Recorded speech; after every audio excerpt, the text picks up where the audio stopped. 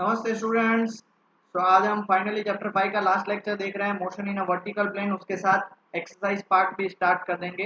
Exercise only आज part 1 में करेंगे, नेक्स्ट लेक्चर में एक्सरसाइज पार्ट 2, क्योंकि बहुत बड़ी एक्सरसाइज है। उसके अलावा अगर मुझे लगेगा इंपॉर्टेंट क्वेश्चंस जो होंगे वो मैं नेक्स्ट लेक्चर में ले लूँगा। सबसे पहले motion in a vertical plane. Motion in a vertical plane में आपको बेस्ट एग्जाम्पल दे दूँ। आप एक थ्रेड पे क्या करो, स्टोन बांध दो और जनरली ऐसे ऊपर घुमाते हैं, उसकी जगह पे अब ऐसे घुमा तो वह ऐसे घूमेगा पूरा। Motion in a vertical plane, बराबर है। देखो, whenever a body is released from a height, whenever a body is released from height, it travels vertically downward towards the surface of the earth. This is due to the force of gravitation attraction exerted on the body by the earth. The acceleration produced by this force is called acceleration due to gravity and it is denoted by g. ये भी सबको पता है। And on the surface of the earth it is 9.8 meter per second square for all the bodies. कोई भी body हो, it means all bodies whether an iron ball or piece of paper when drop मतलब ऊपर से छोड़ दिया, मतलब उसका initial velocity zero from same height मतलब आप अगर बिल्डिंग के 5th फ्लोर पे हो, अगर आप ऊपर से एक पत्थर फेंक रहे हो इतना मोटा और एक फेदर फेंक रहे हो, दोनों एक ही टाइम पे नीचे करेंगे। फॉल विद सेम रैपिडिटी मतलब velocity and should take same time मतलब टीबी सेम। तब बोलो सर ऐसा तो होता नहीं है, क्यों? बिकॉज ऑफ एयर का resistance, air friction, air drag, जो भी नाम दो। Our daily observation is contrary to this concept. जो हमारा daily observation वो अलग है। We find that iron ball falls more faster than the piece of the paper. This is due to the presence of air, which offer different resistance to them. In the absence of air, both would have taken the same time to reach the surface of earth. बराबर है। तो आप बोलोगे sir ये क्यों पढ़ा है, इसमें तो मोशन इन वर्टिकल प्लेन कुछ भी नहीं है। बताता, जब हम इसका डेरिवेशन करेंगे ना तब मैं बताता हूँ, बहुत ध्यान से।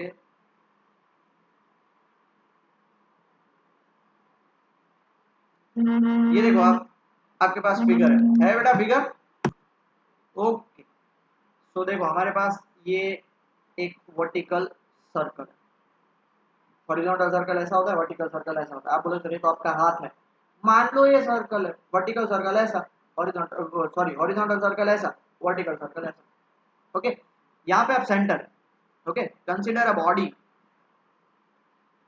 Consider a body of mass m tied to the one end of string, okay, and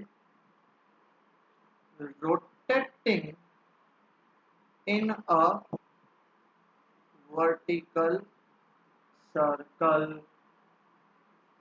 okay। अब इस सर्कल में कोई भी पॉइंट पे, मान लो इस पॉइंट पी पे, उसकी वेलोसिटी कितनी होगी मुझे वो फाइंड करना है। तो सबसे पहले हम उसका डेरिवेशन करेंगे, velocity at any point, velocity at any point. Clear हो गया? तो वेलोसिटी मतलब देख लो, मान लो अभी ये हमारा पार्टिकल इधर है इधर, तो अभी उसका वेट तो नीचे होगा और वो पार्टिकल कितना एंगल बना रहा है, वर्टिकल के साथ थीटा एंगल बना रहा है। तो देखो ये और ये दोनों पैरेलल है, देख रहे हो ना, ये दोनों पैरेलल है। ठीक है, ये थीटा होगा तो ये भी कितना होगा, थीटा होगा। इसलिए ये हमारा क्या होगा, एम जी। तो ये एम जी साइन थीटा हो जाएगा। क्यों साइन थीटा? देखो थीटा उसके अगेंस्ट है, ये उसका एम जी कॉस थीटा हो जाएगा। क्यों? थीटा उसके बाजू में। क्लियर हो गया? ओके, हम यहाँ से ऐसे रोटेट कर रहे हैं, यहाँ से मतलब यहाँ से हमने ए से स्टार्ट किया तो ये उसकी इनिशियल वेलोसिटी यू, यहाँ पे उसकी इनिशियल वेलोसिटी यू तो नहीं रहेगी, वेलोसिटी चेंज हो जाएगी। इसलिए देखो उसको क्या रखा है, वी रखा है, वी रखा है बेटा। ओके, तो हम क्या बोल सकते हैं, suppose the body passes through, ये टेक्स्ट बुक में नहीं है बट बहुत इंपॉर्टेंट है, एंट्रेंस एग्जाम्स में बहुत आता है। वो आप नीट पकड़ लो, जेडब्ल्यू पकड़ लो या गुड सिटी पकड़ लो। गुड सिटी में तो 12th है, सॉरी, हाँ, बट दोनों में आता है। ओके, सो इसलिए मैं पढ़ा रहा हूँ और इम्पोर्टेंट भी है, इसके रिलेटेड एनसीईआरटी क्वेश्चंस भी है। तो अगर वो सीधा मैं फॉर्मूला बता दूं तो आप भी बोलोगे सर कहाँ से आया, इसलिए डिराइव कर रहा हूँ। थ्रू लोवेस्ट पॉइंट, बराबर है, लोएस्ट पॉइंट मतलब यहाँ से स्टार्ट कर रहे हैं। ओके, और लोएस्ट पॉइंट लोएस्ट पॉइंट हमारा क्या है ए, विद कौन सी वेलोसिटी बेटा, velocity u, and through any point p, वो कौन सी वेलोसिटी से पास होगा, through any point v with the velocity v। ठीक है, अब मान लेते हैं इन मूविंग फ्रॉम, अब वो सबसे पहले कहां पे मूव होगा बेटा, अब डायरेक्शन देख लो, ए से पी जाएगा, moving from A to P. अब चेक कर सकते हो, moving from A to P, it has moved, actually उसने कितना मूवमेंट किया, it has moved through a height, उसका हाइट का मूवमेंट कितना हो गया, हाइट सिर्फ इतनी मूवमेंट करेगा वो, कितनी मूवमेंट हुई बेटा, A N, through A N, जिसको मैं एच नाम ले लेता हूँ। तो बेटा ये मेरा कितना हो जाएगा, ये मेरा हो गया एच। इसकी टोटल रेडियस मान लेते हैं, मैं आर मानता हूँ, तो इतना पोर्शन कितना हो जाएगा बेटा, आर माइनस एच, लॉजिकल बात है। कितना क्लियर हो गया बेटा, किसी को भी कुछ डाउट, आगे कंटिन्यू करें, ओके, डाउट हो तो वापस रिप्ले कर दीजिएगा, ठीक है, आगे बढ़ते हैं। According to law of conservation of energy, ये चीज सबसे इंपॉर्टेंट है, energy can neither be created nor be destroyed, जितनी एनर्जी पहले उतनी एनर्जी बाद में रहेगी। हमने काइनेटिक एनर्जी और पोटेंशियल एनर्जी दोनों पढ़ लिया, तो जितनी kinetic energy plus potential energy कहाँ पे, एट ए, उतनी ही kinetic energy plus potential energy कहाँ पे होगी, एट पी। अब देखो यहां से आप यहां से स्टार्ट कर रहे हो, ओके, तो यहाँ पे जितना जाएगा तो इस जगह पे उसने h डिस्टेंस ट्रैवल किया, मतलब h ऊपर गया, तो नाइन्थ में आपने पढ़ा था कोई भी चीज ऊपर जाती है तो उसके अंदर क्या आ जाता है, पोटेंशियल एनर्जी। बट यहाँ पे तो कुछ भी नहीं है, स्टार्टिंग है, तो पोटेंशियल एनर्जी क्या हो जाएगी, जीरो। ग्राउंड पे उसकी पोटेंशियल एनर्जी क्या होती है, जीरो हो जाती है। इतना क्लियर हो गया, प्लीज लिख लीजिए इतना, फिर आगे बढ़ते हैं। ओके, सो एट एट देखो तो ए हमारी काइनेटिक एनर्जी कितनी है, half m u square, potential energy zero.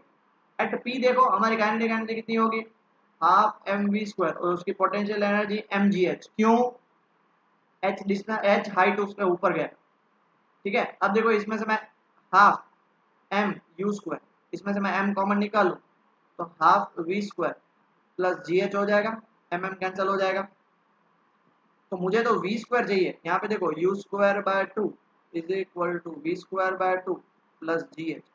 अब मुझे क्या चाहिए, v की वैल्यू चाहिए, पोटेंशियल अभी v, तो gh को इधर लेके आऊंगा, पहले तो 2 से एलसीएम ले लेंगे, u square is equal to v square plus 2gh हो जाएगा बेटा, 2 से एलसीएम ले लेंगे और 2 2 कट। अब सिंस आप 11th में आ गए हो तो वो स्टेप बताने की जरूरत नहीं है, 2gh इधर आ जाएगा, therefore v square is equal to u square minus 2gh, therefore v की वैल्यू क्या हो जाएगी, under root u square minus 2gh। सबसे इंपॉर्टेंट डेरिवेशन, कहीं पे भी कोई भी पॉइंट हो उस पे आप ये वैल्यूज की फाइंड कर सकते हैं। ठीक है, क्लियर हो गया, पक्का। नाउ टेंशन, अभी देखो जैसे वो ऊपर जाएगा तो इस पर टेंशन, नीचे था तो टेंशन नहीं लगेगा, जहां से स्टार्ट किया तो वहां पे टेंशन नहीं, जैसे जैसे ऊपर जाएगा तो टेंशन लगता जाएगा। Tension along the string, tension along the string at any point, कोई भी पॉइंट पे टेंशन कितना होगा, तो देखो सबसे पहले वहां पे एट पी, चेक कर लो, at P forces acting at P, सबसे पहला फोर्स वेट वर्टिकली डाउनवर्ड, और दूसरा टेंशन कहाँ पे, अलोंग द स्ट्रिंग, स्ट्रिंग के अलोंग ही लगेगा ना हमेशा बेटा टेंशन तो। ओके, क्लियर हो गया, ठीक है, चलो pause the video, note it down इतना। तो अब हमें उसको सॉल्व करना है, तो सबसे पहले एक सिंपल सी बात देखना बेटा, टी इधर है, एम जी कॉस थीटा इधर है, टी इधर है, एम जी कॉस थीटा इधर है, ये हमारा पॉइंट पी है, ये हमारा सेंटर है। किसी भी ऑब्जेक्ट को centripetal that is circular motion में रखने के लिए क्या लगेगा, सेंट्रीपिटल फोर्स लगेगा। सेंट्रीपिटल फोर्स कहाँ पे लगेगा, टूवर्ड द सेंटर, मतलब कौन बड़ा होगा, टी बड़ा होगा। आया समझ में? किसी भी ऑब्जेक्ट को देखो, हम इस ऑब्जेक्ट को यहाँ पे घुमा रहे हैं ना, तो उसको सेंटर सर्कुलर मोशन में रखने के लिए क्या लगेगा, सेंट्रीपिटल फोर्स लगेगा। इसलिए मैं क्या बोल सकता हूँ, देयरफॉर टी बड़ा एम जी कॉस थीटा कम इज इक्वल टू क्या हो जाएगा, m v square by r. बराबर, क्लियर, ओके। किसके कारण आया तो वो मैंने आपको बता दिया। तो देयरफॉर इसमें से मैं टी क्या लिख सकता हूँ, m v square by r plus m g cos theta, इसको मैं नंबर 2 नाम दे देता हूँ। क्लियर हो गया, आगे वाले को नंबर 1 नाम दे देता हूँ। Now in triangle O P N, दिख रहा है ये ट्राइंगल, लगाओ तो बेटा cos theta is equal to adjacent by hypotenuse OP. तो cos theta is equal to O N, O N हमने अभी देखा था, ओ एन हमारा ये कितना निकला था बेटा, आर माइनस एच, याद करो ओरिजिनल फिगर, ये तो आपको फिगर बार बार पता चले कि इसे कैलकुलेशन में इसलिए इशू ना हो उसके लिए, अपन ओपी, ओपी मतलब रेडियस, ठीक है, आर हो गया। तो ये वैल्यू हम cos थीटा की इसमें पुट कर देंगे, तो therefore t is equal to क्या निकलेगा, m v square by r plus m g cos. एक काम कर, मैं इस वैल्यू को नंबर 1 नाम दे देता हूँ, ठीक है। Put cos theta and v from 1 in equation 2, तो t कितना हो जाएगा, m, v स्क्वायर की वैल्यू कितनी थी बताओ, v स्क्वायर की value u square minus u square minus g h, और वो भी कितना 2gh, डन। और plus m g cos theta की जगह पे मैं क्या लिख सकता हूँ, r minus h by r, ठीक है। दोनों में से मैं m कॉमन निकाल लूँ, डिवाइड बाय आर कॉमन निकाल लूँ, तो यहाँ पे क्या बचेगा, u square minus 2gh plus m और r निकल गया, बचा क्या, g r minus g h. देखो ना, m निकल गया तो g r into g h, तो t की value m by r u square plus g r आएगा, ये g r plus g r minus 3gh, ये इतना टेंशन लगेगा, okay. This equation gives a tension, tension इतना लगेगा। क्लियर हो गया बेटा, चलो pause the video, note it down जल्दी से। ओके बेटा, अब हम फाइंड करेंगे tension in the string eight the bottom, सबसे बॉटम मतलब नीचे, एट द एंड। तो एट द बॉटम वो कौन सा पॉइंट हो जाएगा, लोवेस्ट पॉइंट हो जाएगा, और लोवेस्ट पॉइंट मतलब आप देखोगे वहां पे एच की वैल्यू 0, तो देयरफॉर उसको मैं टीएल नाम देता हूँ। टीएल कितना हो जाएगा, टीएल का वैल्यू अभी हमने चेक किया, देखो आगे ही लिखा, क्या लिखा, टी हमारा ये m by r u square plus g r minus 3gh, h तो जीरो हो गया, तो क्या हो जाएगा, u square plus g r. कितना क्लियर हो गया, at maximum height, at maximum height मतलब ये बी वाला पोर्शन पकड़ लो, तो वहां पे उसने कितना डिस्टेंस ट्रैवल करेगा, तो इसकी हाइट यहाँ पे आर, और ये हार आर, तब उसकी जगह पे एच की जगह पे हम क्या डालेंगे, 2r, तो देयरफॉर टी एच की जगह पे m by r u square plus g r minus 3g, h की जगह पे 2r, तो टी एच कितना हो जाएगा, m by r u square plus g r minus कितना हो जाएगा, 6gr, तो टी एच की value m by r u square minus 5gr। कितना क्लियर हो गया, डन, पक्का। एंड देयरफॉर अगर मुझे, ओके एक चीज बताओ, यहाँ पे ए पे ज्यादा होगा टेंशन या बी पे ज्यादा होगा, अगर आपने ऐसे थ्रेड बांध के नीचे स्टोन को पकड़ा है तो यहाँ पे ज्यादा होगा या ऊपर ज्यादा होगा, नीचे ज्यादा होगा, क्योंकि ग्रेविटी यहाँ पे उसको नीचे खींच रही है, ऊपर कम होगा, ऊपर से वापस वो नीचे आता है, तो इसलिए टीएल हमेशा बड़ा होगा, तो TL minus T H find करेंगे, तो टीएल कितना है, m by r u square plus g r minus m by r u square minus 5gr। इसको मैं आपको छोड़ रहा हूँ, आप ट्राई करिएगा, देखो एम बाय आर कॉमन निकालोगे, सॉल्व करोगे तो इसका आंसर आएगा 6mg, क्योंकि u square minus u square cancel हो जाएगा। क्लियर हो गया, पक्का, 6 times the weight, 6 times the weight, जो नीचे है नीचे माइनस ऊपर वाला 6 टाइम्स द वेट हो जाएगा, डन। अब दो और इंपॉर्टेंट डेरिवेशंस, इतना लिख लीजिए फिर आगे बढ़ना है, और वो डेरिवेशन है बी, क्या है? Minimum velocity at lowest point, minimum velocity of projection at the lowest point for looping the loop. Looping the loop समझा था? आप लोग सोचोगे सर ये क्या बोल रहे हैं। आप देखो, जब थ्रेड ऐसे पकड़ोगे नीचे, तो नीचे से आप जैसे घुमाओगे तो ऐसे पूरा घूम के आएगा, या ऐसे घुमाओगे तो ऐसे पूरा घूम के। अगर आप थोड़ी सी वेलोसिटी से जा रहे हो तो इधर घूम के वापस नीचे आ जाएगा, पेंडुलम हो जाएगा। और ज्यादा आपने वेलोसिटी से घुमाओगे तो थोड़ा ऊपर जाके नीचे आ जाएगा। बट अगर इतनी, कम से कम कितनी वेलोसिटी से दोगे कि भाई पूरा लूप कंप्लीट करके नीचे आएगा, वो हमें यहाँ पे फाइंड करना है। ठीक है? So the body will be able to cross highest point without any slackening। slackening मतलब समझ रहे हो कि भाई टॉट रहेगा, डोरी जो धागा है वो आपका स्ट्रिंग है वो स्ट्रेट रहेगा, वरना कभी ऐसे बीच में ऐसे ऐसे हो जाता है। देखो, इसको हम बोलते हैं टॉट और इसको बोलते हैं स्लैकनिंग। समझ रहे हो? पक्का? डन। विदाउट स्लैकनिंग, तो उसका मतलब TH should be positive, tension in the tension at that point should be positive, t at the highest point should be greater than equal to 0, तभी ना। अगर टेंशन नेगेटिव आएगा तो वो वहां पे ऑब्वियस सी बात है क्या हो जाएगा? स्लैक हो जाएगा। तो tension at the highest point का formula m bye r u square minus 5gr must be greater than 0। m bye r उस साइड जाएगा तो 0, u square minus 5gr must be greater than 0। u की value minus 5gr उस side जाएगा तो positive 5gr under root 5gr। Minimum आप इतनी velocity से भेजोगे, मिनिमम वेलोसिटी, तो under root 5gr is the minimum velocity with which आपको फेंकना पड़ेगा। उससे ज्यादा आप कभी भी फेंको तो पूरा एक कंप्लीट करके थोड़ा आगे भी जाएगा, बट मिनिमम इतना ही तो फेंकना ही चाहिएगा आपको। ओके, क्लियर हो गया? चलो pause the video and note it down. Okay बेटा, तो अब हाईएस्ट पॉइंट पे कितनी मिनिमम वेलोसिटी होनी चाहिए? मान लेते हैं v is the velocity, minimum velocity उतनी होनी चाहिए ताकि वो पूरा एक कंप्लीट करे। If v is the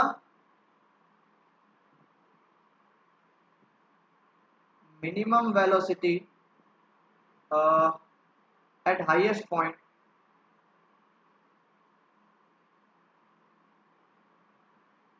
so that there is no slackening in the string, so v square is equal to क्या होना चाहिए? u square minus 2gh, ये फॉर्मूला है, पता है? But at highest point h is equal to 2r, तो v square is equal to u square minus 4gr। अब but u की मिनिमम वैल्यू कितनी निकली थी? u was less than equal to, greater than equal to 5gr, तो minimum value उसकी 5gr होनी चाहिए कि भाई मिनिमम वैल्यू जो उसमें स्लैकनिंग ना हो। तो v square is equal to, ये u अंडर रूट हो गया, तो u स्क्वायर की वैल्यू कितनी हो जाएगी? 5gr माइनस 4gr, मतलब v स्क्वायर की वैल्यू सिर्फ gr, तो v की value under root gr। Okay, minimum, और इसको बोलते हैं क्रिटिकल वेलोसिटी भी बोलते हैं, एट हाईएस्ट। अब समझाता हूँ एक ही चीज में, मैं आपको दोनों कॉन्सेप्ट समझा दूँ। मिनिमम आप कितनी वेलोसिटी से भेजोगे कि भाई ये पूरा राउंड कंप्लीट करेगा? अगर पूरा राउंड कंप्लीट कर रहा है तो बी पे उसकी इतनी वेलोसिटी। मिनिमम वेलोसिटी, ये जो मिनिमम वेलोसिटी यू है वो कितनी होनी चाहिए? अंडर रूट 5gr, ताकि वो पूरा राउंड कंप्लीट करे। पूरा राउंड कंप्लीट करे तो ऊपर उसके यू की वैल्यू होगी अंडर रूट gr। बात होगी खत्म। ये था पूरा डेरिवेशन, आपके टेक्स्ट बुक में नहीं है। इसके अलावा भी एक डेरिवेशन है, बट वो मैं नहीं करवाना चाहता हूँ, बहुत हाई लेवल का है और जिसे हमें कोई लेना देना नहीं। और ये डेरिवेशन इसलिए किया, मुझे दो न्यूमेरिकल्स इस पे करवाने हैं, इसलिए। क्लियर हुआ? Pause the video and note it down. चलो पहला न्यूमेरिकल आपके सामने दिया हुआ है। क्या दिया हुआ है? कितना टाइम हुआ? ओह, अब तो 20 मिनट ही हुई है। One end of a string of length 1.5 metre is tied to a stone. अब जितनी लेंथ ऑफ द स्ट्रिंग होगी ना, तो वो बात आप समझ लो कि वही आपकी रेडियस होगी, वो तो बात नक्की है। मास कितना दिया हुआ है, 0.4 kg, ठीक है। हमें क्या फाइंड करना है, and the other end to the small pivot on a smooth vertical board, smooth vertical board है। What is the minimum speed of the stone required at its lowest most point so that string does not slack. मतलब we minimum find करना है। V minimum का formula हमने अभी देखा, क्या देखा, under root 5 GR, under root 5 G की जगह पे 9.8 और R की जगह पे 1.5। ओके, इसको कैलकुलेशन करोगे तो इसका आंसर आएगा आपका 8.57 मीटर पर सेकंड। बात हो गई खत्म, कितना सिंपल था। ओके, सो नेक्स्ट क्वेश्चन की तरफ आगे बढ़ते हैं हम। Body weighing 0.4 kg is whirled in a vertical circle making 2 revolutions per second. देखो m की वैल्यू यहाँ पे 0.4 kg दी हुई है। अब देखो ये 2 रेवोल्यूशन पर सेकंड है ना, ये बहुत इंपॉर्टेंट चीज है, उसको हम बोलते हैं फ्रीक्वेंसी, 2 रेवोल्यूशन पर सेकंड। और रेडियस दी हुई है कितनी है, 12 मीटर, 12 नहीं है 1.2 मीटर है, सॉरी यहाँ पे 1.2 मीटर है। 12 मीटर तो कितना लंबा हो जाएगा, 1.2 मीटर, ठीक है। हमें क्या फाइंड करना है, tension in the string when the body is eight the bottom and at the top, at the top. तो बॉटम का फॉर्मूला याद करो, बॉटम का फॉर्मूला याद है किसी को बेटा। यहाँ पे हमारे पास क्या दिया, फ्रीक्वेंसी दिया हुआ है, तो सबसे पहले हमें क्या फाइंड करना पड़ेगा, omega. Omega is equal to 2 pi f, 2 into pi की वैल्यू, पाई तो एज इट इज रखते हैं मान लो, पाई इंटू एफ की वैल्यू 2, मतलब कितना हो जाएगा 4 पाई रेडियन पर सेकंड। तो सबसे पहले एट द बॉटम की बात चल रही है, एट द बॉटम मतलब लोवेस्ट पॉइंट। लोवेस्ट पॉइंट में आपको पता है क्या होता है, T1 minus m g whole and sole, किसके कारण, सेंट्रीपिटल फोर्स। ये अभी हमने देखा, अब बोलो सर कॉस थीटा क्यों नहीं लगा है, लोएस्ट पॉइंट पे कॉस थीटा क्या हो जाएगा, कॉस थीटा क्या हो जाएगा 0, तो कॉस 0 इज 1। और m v square by r की जगह पे एम आर ओमेगा स्क्वायर, याद आया है, ऐसा भी एक फॉर्मूला है। तो यहाँ पे ये हमें यूज करना पड़ेगा, T one is equal to क्या हो जाएगा, m r omega square plus m g. तो टी वन की वैल्यू एम कॉमन निकाल लो, r omega square plus g. M की वैल्यू है 0.4, आर की वैल्यू है 1.2, ओमेगा की वैल्यू है 4 पाई का स्क्वायर 16 पाई स्क्वायर प्लस जी की वैल्यू आपको पता है 9.8 होती है। मुझे सब कुछ कैलकुलेट करने के बाद आंसर मिलेगा 79.32 न्यूटन। ओके, जल्दी से लिख लीजिए बेटा इतना। ओके, अभी हमें जो दूसरा पार्ट फाइंड करना है, दूसरा पार्ट हमारे क्या है, एट द हाईएस्ट पॉइंट। तो एट द हाईएस्ट पॉइंट क्या होगा, T2 प्लस एम जी होगा। टेंशन भी नीचे लगेगा क्योंकि आप यहाँ से स्टार्ट करे हो, थ्रेड ऊपर है तो टेंशन नीचे लगेगा, वेट भी नीचे लगेगा, इजिकल टू क्या हो जाएगा, m r omega square. Clear बेटा, क्लियर इतना, ये पता चला बेटा प्लस क्यों आएगा। उसका रीजन है कि मान लो ये सेंटर है, ये आपका सर्कल है, यहाँ पे थ्रेड होता तो टेंशन ऊपर लगता और वेट नीचे लगता, बट ये पॉइंट की बात करते हैं तो टेंशन भी नीचे लगेगा क्योंकि वो तो at the point of action लगता है, और एमजी भी नीचे लगेगा, इसलिए दोनों क्या हो जाएंगे बेटा, ऐड हो जाएंगे। डन, आगे बढ़े।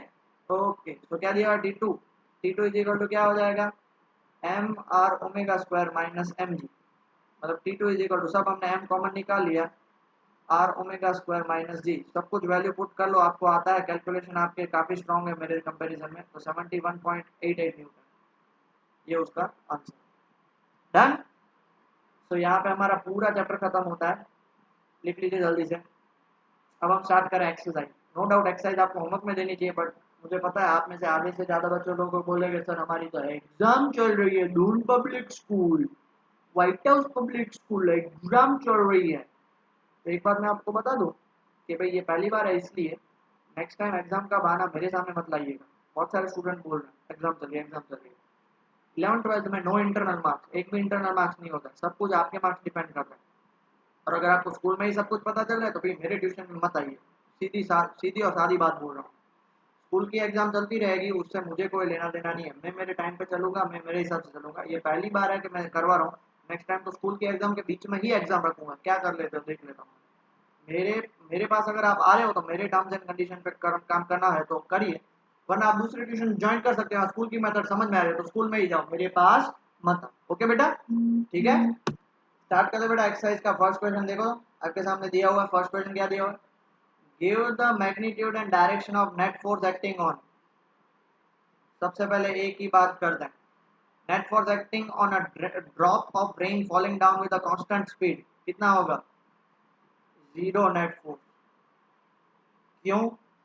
कोई भी रेन ड्रॉप गिरता है उसका जी क्या होता है? कांस्टेंट होता है, इसलिए कुछ नहीं होगा।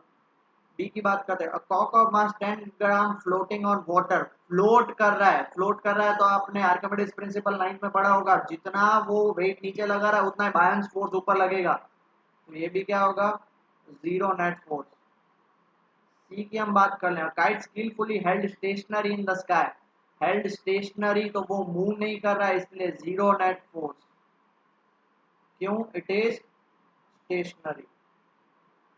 छोटी छोटी चीज आपको समझनी है, एक्सरसाइज इसलिए जिससे आपके पूरे कॉन्सेप्ट क्लियर होंगे। D, a car moving with a constant velocity of 30 kilometre per hour on a rough road, तो क्या होगा? Zero net force. क्यों? वापिस देखो कांस्टेंट वेलोसिटी है। और E, a high speed electron in space far from all material, zero net force. इतने line में ही समझ जाना चाहिए। स्पेस मतलब वैक्यूम है और कुछ नहीं लगे, ग्रेविटेबिलिटी, और फार from all subject and free from electric and magnetic fields, मतलब कुछ भी फोर्स उस पर नहीं लग रहा है, इसलिए नेट फोर्स क्या होगा? जीरो फोर्स होगा। कितनी बात क्लियर हुई बेटा? पक्का? ओके, अब आगे बढ़ते हैं। देखो क्या दिया, a pebble of mass 0.05 kg is thrown vertically upward, give the direction and magnitude of the net force on the pebble during its upward motion। Upward motion, तो answer A, during upward motion force कितना लगेगा? Force का formula था मास into acceleration, but ऊपर जा रहा है इसलिए मास इंटू जी। मास कितना है? 0.5, और लेट जी की वैल्यू में 10 मीटर पर। देखो एक्सरसाइज के स्टार्टिंग में लिखा हुआ है जी की वैल्यू 10 लेनी है, अगर स्पेसिफाई ना हो तो कितना आ जाएगा? 0.5 न्यूटन। कहाँ पे होगा? Vertically downward. क्यों? क्योंकि अगर आप उसको ऊपर फेंकोगे तो ग्रेविटी उसे नीचे खींचेगी। दूसरा, ड्यूरिंग इट्स डाउनवर्ड मोशन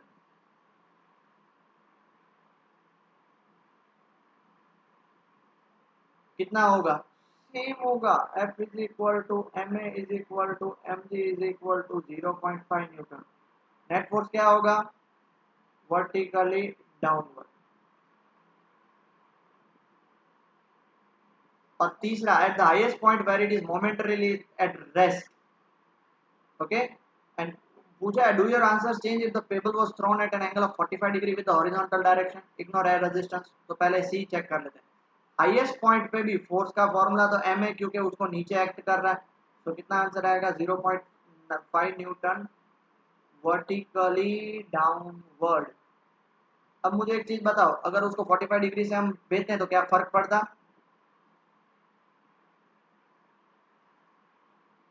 बताओ जल्दी से। Second point, downward. If pebble was thrown at an angle of 45 degree, then it would have two components of velocity। अभी तो क्या था, सिर्फ ऊपर फेंका था तो एक ही कंपोनेंट था। Two components of velocity, that is horizontal and vertical, दो होंगे। तो अब क्या होगा उसके कारण?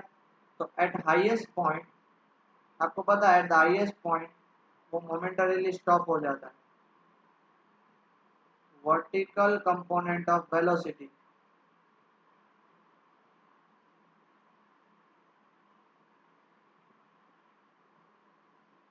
becomes zero। However,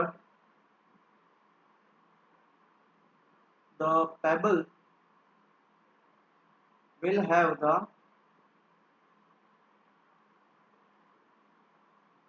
horizontal component of velocity, और वो भी through out the journey.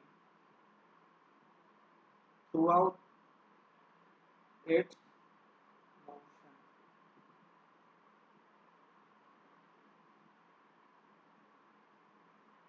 This component of velocity, this component मतलब horizontal, produces no effect on the force acting on the pebble. Payable पे कोई फर्क नहीं आएगा. क्लियर हो गया? डन. आगे बढ़े बेटा. चल pause the video, note it down जल्दी से. थर्ड क्वेश्चन भी देखो तो क्या दिया हुआ है. Give the magnitude and direction of the net force acting on a stone of mass 0.1 kg just after it is dropped from the window of a stationary train. So A कितना आएगा? Force is equal to mass into acceleration. Train जा रही है, उधर से drop कर दिया, वो भी कौन सी स्टेशनरी ट्रेन, मतलब खड़ी है, तो ड्रॉप करोगे तो वो नीचे ही गिरेगा. तो मास दिया हुआ 0.1 और जी की वैल्यू 10 लेनी है. तो कितना आएगा? 1 न्यूटन. और वो भी कहाँ पे? Vertically downward. बी की बात करते. Just after it is drop from the window of a train at a constant velocity. Constant velocity मतलब देखो वेलोसिटी इंक्रीज डिक्रीज नहीं हो रही, कांस्टेंट वेलोसिटी. तो अभी हमने देखा थोड़ी देर पहले, क्या देखा कि 45 डिग्री फेंक रहे हो तो उसका हॉरिजॉन्टल कंपोनेंट में कोई चेंज नहीं आ रहा है, इसलिए उसके कारण फोर्स पे कुछ ज्यादा इफेक्ट नहीं होगा. तो ये भी वही है ना, वर्टिकल कंपोनेंट की तो बात ही नहीं है क्योंकि ट्रेन हॉरिजॉन्टल कंपोनेंट में मूव हो रही है. तो क्या हो जाएगा? F is equal to m is equal to m g is equal to 1 newton vertically downward. अगर आपको इसका रीजन लिखना है तो लिख सकते हो constant velocity. Constant horizontal velocity produces no force effect. Done. देख लिया बेटा. चलो फिर सी क्या पूछा? Just after it is drop from the window of the accelerating 1 metre per second square. बराबर है, कोई फर्क पड़ेगा ना क्योंकि हॉरिजॉन्टल डायरेक्शन में है. सी भी क्या होगा? F is equal to m is equal to m g is equal to 1 newton vertically downward. और वो भी अगर उसका एक्सेलरेशन नीचे होता तो फर्क पड़ता. ये कौन सा एक्सेलरेशन है? हॉरिजॉन्टल एक्सेलरेशन है, उसके कारण उसमें कोई फर्क नहीं पड़ता. ओके. और डी, डी क्या बोला है?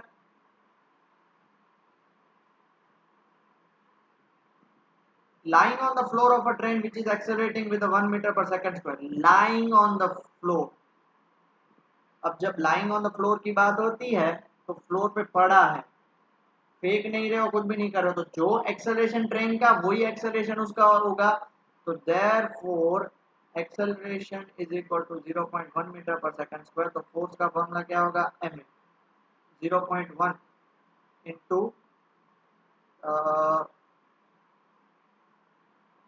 एक्सेलरेशन कितना दिया हुआ है? एक्सेलरेशन 1 दिया हुआ है. मैं वही सोचूं, एक्सेलरेशन 0.1 नहीं है, 1 मीटर पर सेकंड स्क्वायर है तो 1. तो आंसर आएगा 0.1 न्यूटन. और डायरेक्शन क्या होगा? Along the direction of motion of train, क्योंकि ट्रेन आगे बढ़ रही है. तो जो ट्रेन का एक्सेलरेशन, आप भी ट्रेन में बैठो तो आपका भी एक्सेलरेशन जो ट्रेन का होगा वही होगा. सिंपल सी बात.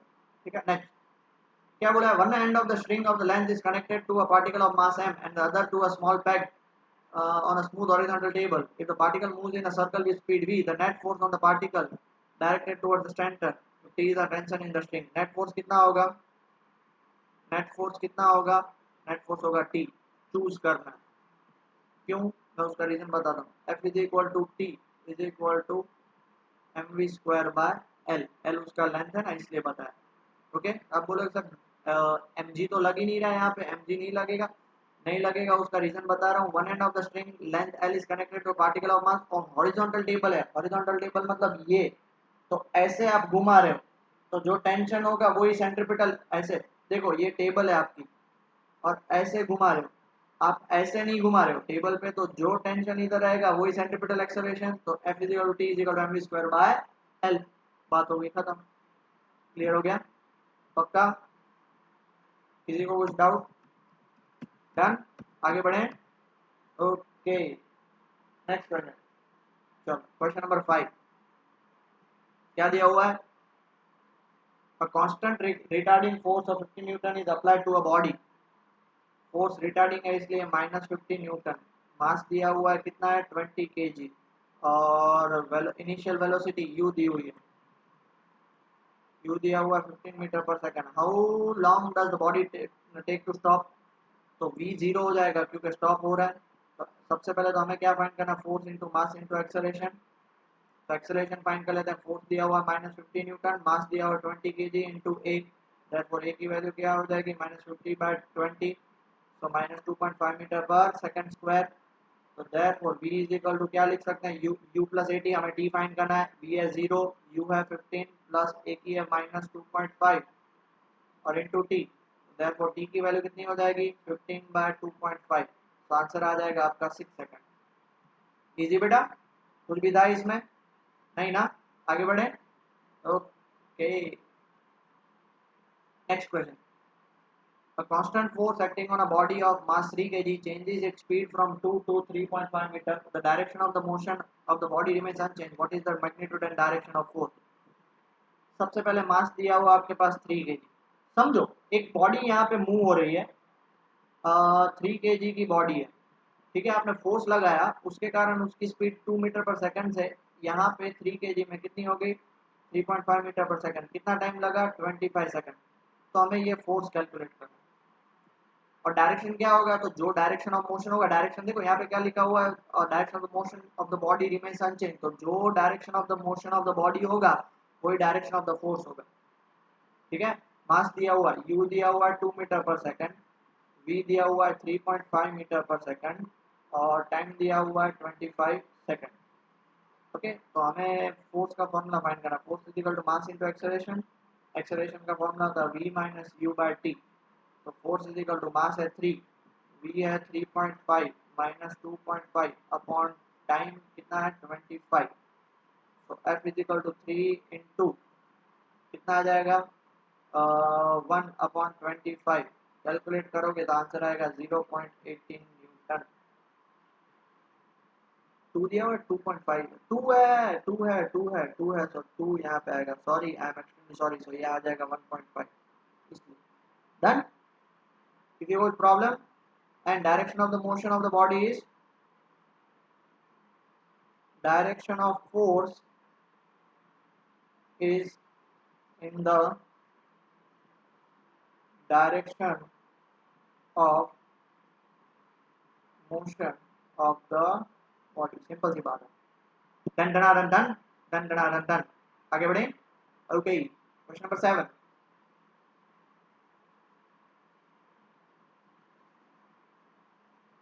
A body of mass 5 kg is acted upon by two perpendicular forces 8 Newton and 6 Newton. ये बॉडी है. ठीक है, इसमें दो फोर्स लग रहे हैं, एक 8 न्यूटन और एक 6 न्यूटन का. उसको मैं 6 न्यूटन. हमें क्या फाइंड करना है, give the magnitude and direction of the acceleration of the body. तो ऑब्वियस सी बात है कि इसको थोड़ा सा आप नीचे खींच के जाओगी तो क्या होगा. यहाँ पे हमें इसको इस तरह से एक्सटेंड कर दूं, यहाँ पे इसको इस तरह से एक्सटेंड कर दूं. डन. पक्का. क्वेश्चन में कुछ गड़बड़ मुझे लग रही है.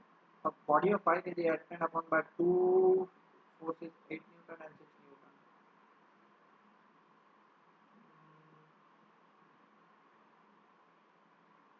एक तो ये है और दूसरा है. हाँ बराबर यही होगा. इसको मैं 6 न्यूटन मान लेता हूँ, इसको मैं 8 न्यूटन मानता हूँ. इसको मैं नीचे खींच लूँ तो ये -6 न्यूटन हो जाएगा. तो ये हमारा रिजल्टेंट क्या हो जाएगा उसके हिसाब से, तो ये हमारा रिजल्टेंट आर हो जाएगा. Done.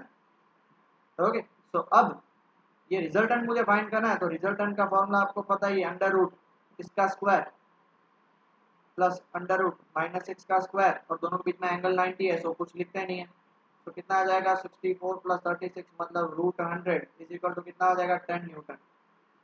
Theta is equal to क्या होगा 10 इनवर्स, ये मान लेते हैं थीटा इसको. कितना होगा ऑपोजिट, ऑपोजिट कितना है -6 अपॉन एडजेसेंट 8. तो 10 inverse minus 3/4, okay, with the 8 Newton force direction, 8 Newton का जो फोर्स है ना उसके हिसाब से, बराबर। कुछ भी प्रॉब्लम, किसी को भी कुछ डाउट? नहीं डाउट ना, आगे बढ़ी। Okay, next question, question number 8। The driver of a three wheeler moving with the speed of 36 kilometre per our, अगर हम उसको 5/18 मतलब 10 मीटर पर सेकंड में कन्वर्ट हो जाएगा। सी द चाइल्ड, आगे अपने में किसी भी चाइल्ड को देख रहा है, and brings his vehicle to rest, p की value 0 in how many seconds, 4 seconds. What is the average retarding force, हमें फोर्स फाइंड करना है। फोर्स का फॉर्मूला मास इनटू एक्सेलरेशन। अब मास किसका? थ्री व्हीलर का, तो थ्री व्हीलर के अंदर वो इंसान भी, ड्राइवर भी बैठा है, तो कितना हो जाएगा 400 plus 65।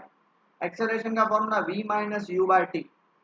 Force is equal to 465 into v की वैल्यू 0 माइनस 10 बाई टी मतलब 4। तो फोर्स इज इक्वल टू कितना हो जाएगा 465 इंटू माइनस 2.5, सो कितना हो जाएगा माइनस 1162.5 न्यूटन हो गया। और सिंस रिटार्डिंग फोर्स है इसलिए देखो फोर्स नेगेटिव में आ गया, बात होगी खत्म। सिंपल सारे क्वेश्चंस है, एक ही फॉर्मूला यूज करना है, दैट्स इट, और कुछ नहीं करना है। आगे बढ़ते हैं, नेक्स्ट क्वेश्चन देखो क्या दिया हुआ है। A rocket with a lift off मास 20,000 kg, m दिया हुआ 20,000 kg, is blasted upward with an acceleration, acceleration 5 metre per second square से एक्सेलरेशन ऊपर, ऊपर ये रॉकेट है, ठीक है, ऊपर जा रहा है, तो उसका एक्सेलरेशन ऊपर होगा, वेट उसको नीचे लगेगा, मास इंटू एक्सेलरेशन ऊपर, फोर्स भी ऊपर लगेगा। तो क्या बोल सकते हैं बेटा, फोर्स ऊपर एम जी नीचे, force minus m g is equal to m a हो गया। नेट मूवमेंट उसका ऊपर है, फोर्स ऊपर लग रहा है, वेट नीचे लग रहा है, तो हमें क्या फाइंड करना है, फोर्स ही फाइंड करना है। तो फोर्स इज इक्वल टू क्या होगा एम ए, एम जी उस साइड जाएगा तो m plus m g, m common निकाल लेते हैं, ए प्लस जी।